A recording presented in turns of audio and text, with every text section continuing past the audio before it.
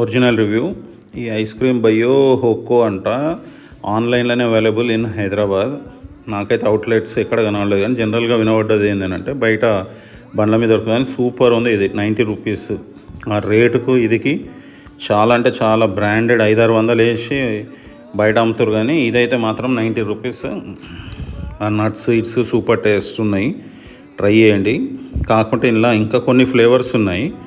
మీరు నా ఛానల్కు వ్యూస్ అయితే కేక్ ఇస్తారు, కానీ సబ్స్క్రైబర్స్ అయితే లేరు.